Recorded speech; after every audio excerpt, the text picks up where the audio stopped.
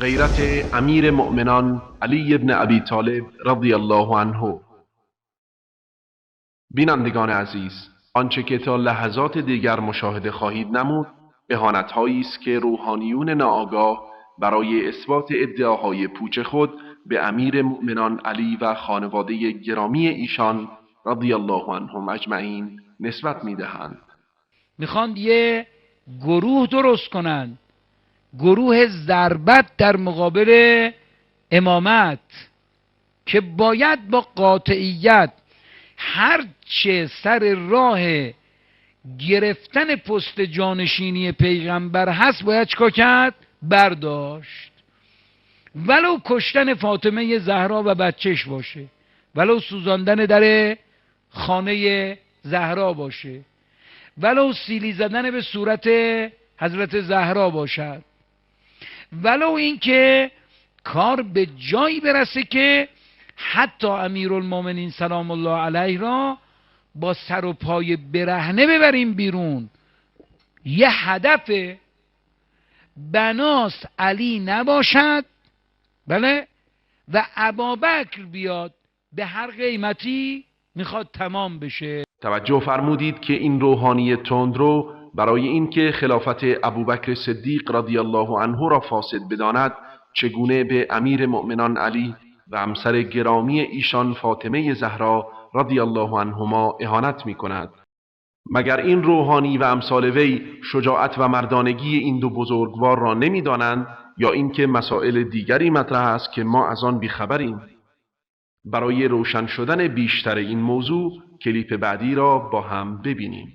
و بعضی روایات ضعیف هست که فرزند به حضرت فاطمه و علی نسبت دادن به اسم محسن که در شکم فاطمه مرده به دنیا آمده در نتیجه ضربتی که حضرت عمر بر شکم فاطمه وارد کرده و سقط جنین کرده، جنین در شکم فوت کرده و مرده به دنیا آمده و سبب شهادت فاطمه شده.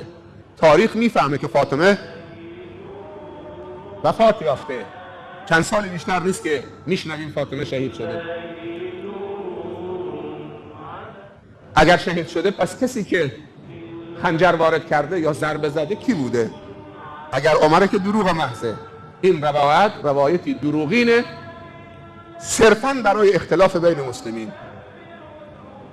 کتب تواریخ معتبر و موثوق، هم کتب تواریخ مسلمین و هم بیگانگان، شیعه و سنی، چه دستایی در کاره.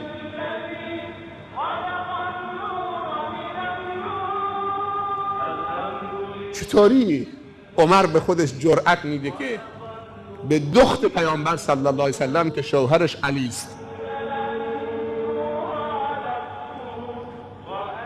چنین اجازه‌ای بده بزنه ضربه تو شکمش؟ تاریخ ننویسه که عکس العملی از اهل مدینه و همسرش که علی شیر خداست. دیشب درباره شجاعت حضرت علی گفتیم، مثالهایی رو چه مطرح کردیم در غزوه خندق و در جنگ بدر و در بستر مرگ خوابید در شب هجرت پیامبر صلی الله علیه و سلم. چه تاریخ نقل نکرده که بلند شدن، قیام کردن، شمشیر رو از غلاف بیرون کشیدن برای حفظ ناموسشون؟ تاریخ ننوشته. پس از کجا وارد تاریخ اسلامی شده؟ چه دستی پشت کاره؟ چه کسانی میخوان که آرامش از امت اسلامی و وحدت و اتحاد از امت اسلامی بگیرن؟ چه بازاری در کاره که اگر حقایق رو بگیم بازار کساد میشه، تجارت کساد میشه، بازار خیلی ها تعطیل میشه. بعضی موقع بازاره از کانال اختلافی تجارتی راه افتاده. تفرقه انداز، حکومت کن.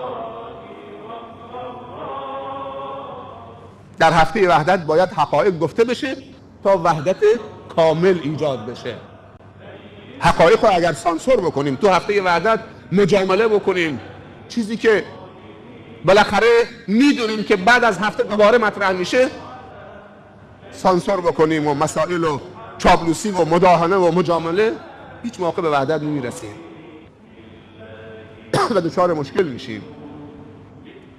پس حضرت عمر رضی الله عنه چنین اجازه‌ای و چنین جرأتی به خودش نمیداده که بیاد چه همچی کاری بکنه.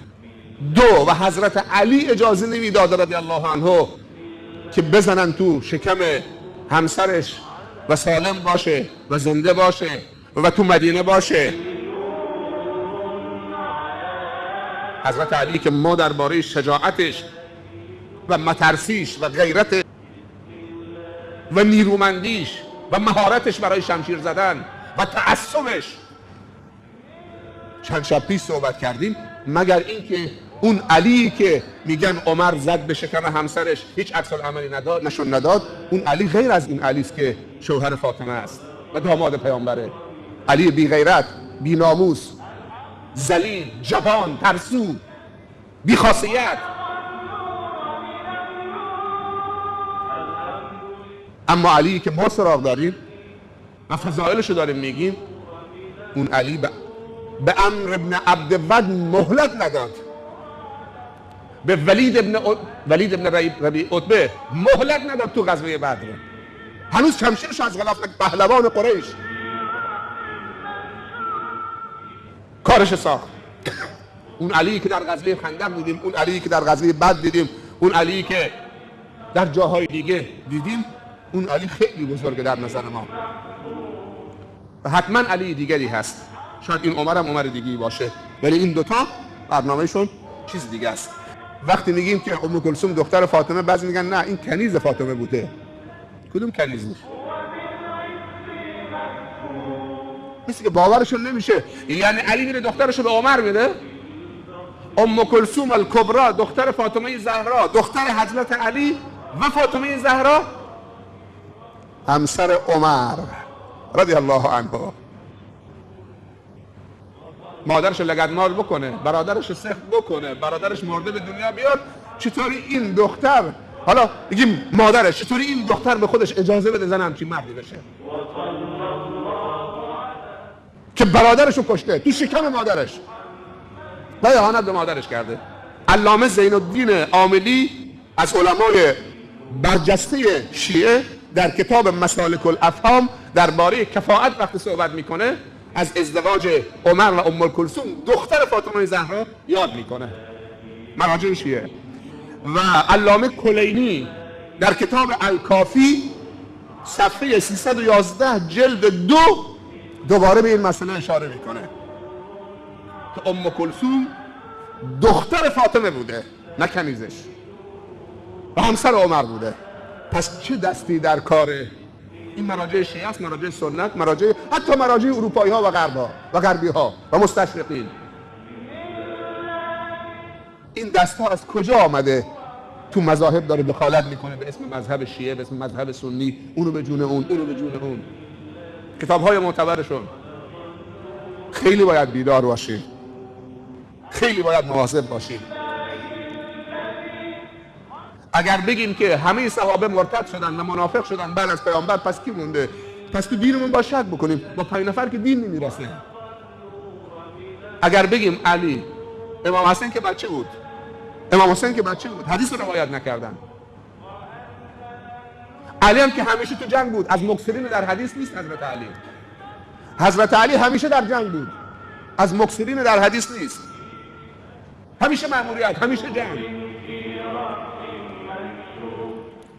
عبدالله ابن عباس از مکثرین در حدیثی که حدیث زیاد روایت کرده، حضرت ابو هریره، حضرت عبدالله ابن عمر، حضرت ام المؤمنین عایشه، اینا از مکثرین. حضرت عبدالله ابن مسعود، حضرت انس که خادم پیامبر بود، 10 سال خدمت پیامبر کرده تو خانه.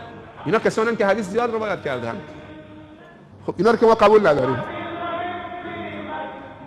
اگر قرار باشه فقط حضرت علی و فقط حضرت فاطمه و فقط حضرت حسن و فقط حضرت بلال و فقط حضرت سلمان، این 5 تا فقط چه سالم موندن، باقی همه برگشتن و مرتد شدن و قبول نداریم، پس دین فلج شد رفت.